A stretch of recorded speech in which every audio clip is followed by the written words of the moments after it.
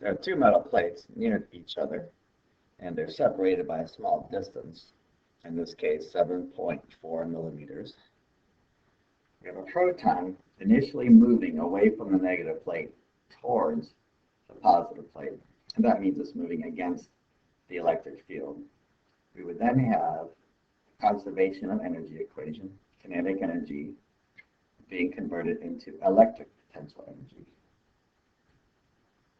We can easily then figure out the change in electric potential energy because we can know the kinetic energy of this proton starting off.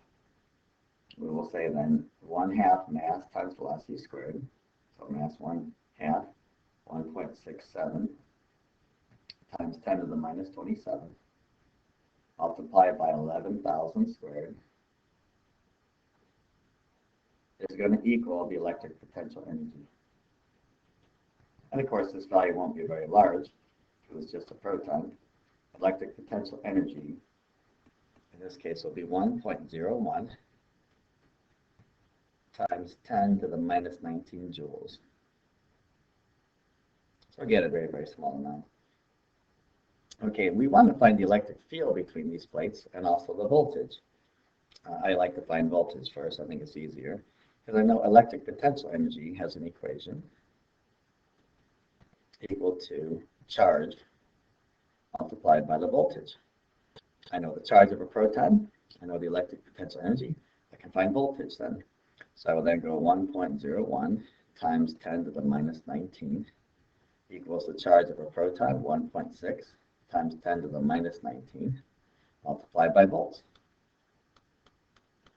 And the volts in this case turns out to be 0.631 volts. There's usually a little bit of confusion between this number and this number. This is the mass of a proton used in the 1/2 mv squared equation. And this is the charge of a proton, which stands for the Q. Now finally, to get the electric field, I like to use the volts equals ED equation. So I know the distance between the plates. I also know voltage, so I go 0.631 is equal to electric field multiplied by the distance in meters. So I have to go 0.0074 to convert my millimeters into meters. Electric field then is 85 newtons per coulomb. So that means everywhere in between these two plates, no matter where you are, the electric field is 85 newtons per coulomb. So it has a constant value.